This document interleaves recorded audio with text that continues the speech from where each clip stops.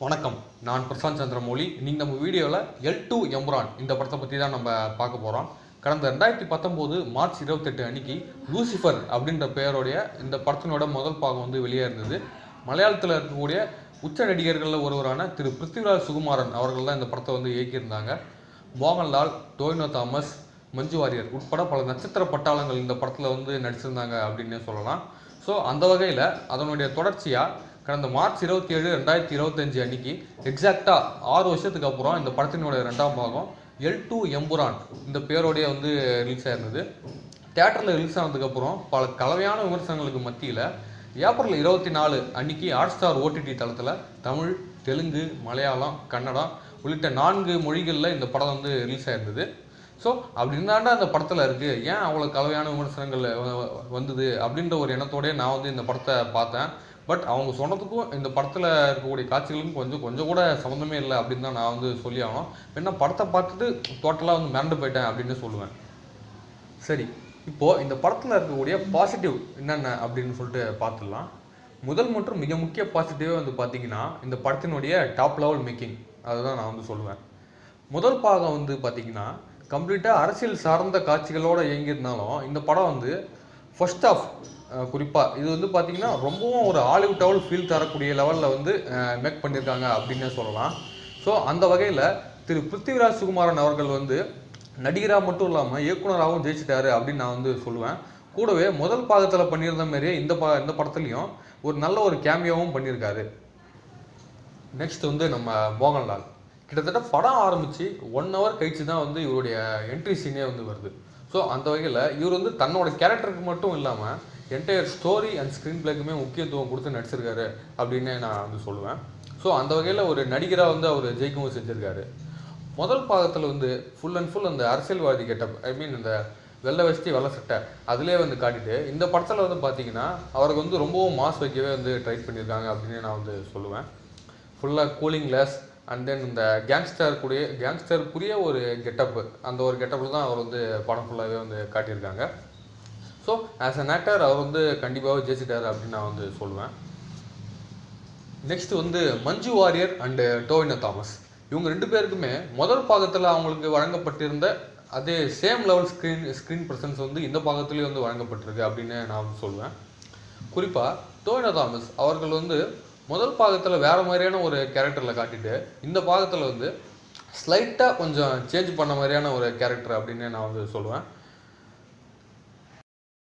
Next Indrajit Sukumaran, இவர் வந்து பார்த்திங்கன்னா கதைக்கு மிக மிக வலு சேர்க்கக்கூடிய ஒரு கதாபாத்திரம்.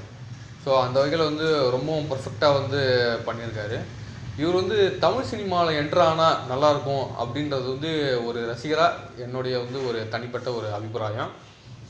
சரி, இப்போ இந்த படத்தில் இருக்கக்கூடிய நெகட்டிவ் பாயிண்ட்ஸ் என்னென்ன அப்படின்னு சொல்லிட்டு நம்ம பார்க்கலாம். முதல் ஒரு 15-20 நிமிஷத்துக்கு வந்து இந்த அபிமன்யு சிங் மற்றும் கார்த்திகேயா தேவ் யாருன்னா சலார் படத்தில் வந்து பிருத்திவிராஜ் அவர்களுக்கு வந்து சின்ன வயசு கேரக்டரில் வந்து பண்ணியிருப்பார். இப்போ ரீசெண்டாக நம்ம ஜிபியு படத்தில் வந்து ஏகே சாருக்கு பையனாக கூட நடிச்சிருப்பார். ஸோ அவங்க 2 பேர் சம்மந்தப்பட்ட காட்சிகள் வந்து முதல் ஒரு 15-20 நிமிஷத்துக்கு வந்து வருது. பட் என்னென்னா போதுமான அளவுக்கு தமிழ் லாங்குவேஜ் வந்து ஆட் பண்ணியிருக்கலாம். அவங்க பேசுகிறச்சே கூடவே அந்த வாய்ஸ் ஓவர் கொடுத்துருக்கலாம் தமிழ் லாங்குவேஜில் அப்படின்ற மாதிரியான ஒரு ஃபீலிங் வந்து இருந்தது. ஒருவேளை அரசியல் காரணங்களுக்கு அப்பாற்பட்டு இதுவுமே ஒரு காரணமாக இருக்குமோ, எதுக்குன்னா படம் வந்து கலையான விமர்சனங்கள் வந்து பெற்றதுக்கு இதுவுமே ஒரு காரணமாக இருக்குமோன்ற ஒரு ஃபீலிங் வந்து எனக்கு இருந்தது.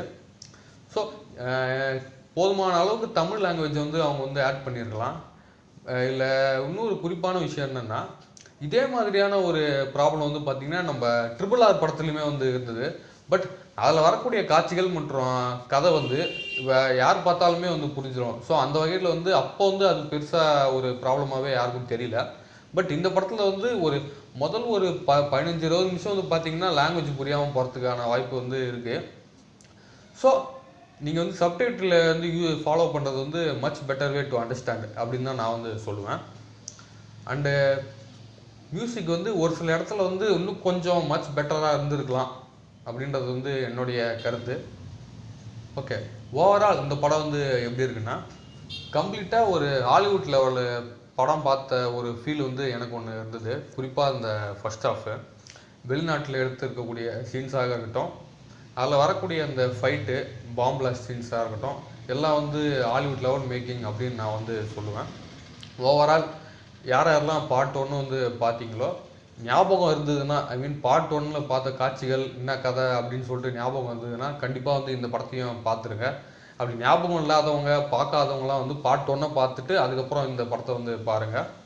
அண்டு பார்ட் 3க்கு அவங்க கொடுத்துருக்கக்கூடிய லீடு வந்து நல்லா பர்ஃபெக்டாக இருக்குது. அதுவும் வந்து பார்த்திங்கன்னா 2 விதமான லீடு வந்து அவங்க வந்து கொடுத்துருக்காங்க. ஒன்று வந்து பார்ட் 3ல் வந்து யார் நெகட்டிவ் ரோலில் பண்ண போகிறா, அது மட்டும் இல்லாமல் நம்ம கேஜிஎஃப் 1 ஸ்டைலில் வந்து ஒரு ஃப்ளாஷ்பேக்கோட கூடிய இன்னொரு அடிஷனுமே வந்து லீடாக வந்து ஒன்று வச்சுருக்குறாங்க. ஸோ பார்ட் 3க்கான லீடு வந்து சூப்பராகவே இருக்குது. சரி, இத்தோட நான் வந்து இந்த வீடியோவை முடிச்சுக்கிறேன். அடுத்து ஒரு நல்ல படத்தை பார்த்துட்டு வந்து உங்கள் எல்லாரையும் நான் வந்து சந்திக்கிறேன். அதுவரையில் உங்களிடமிருந்து விடைபெறுவது நான் பிரசாந்த் சந்திரமௌலி.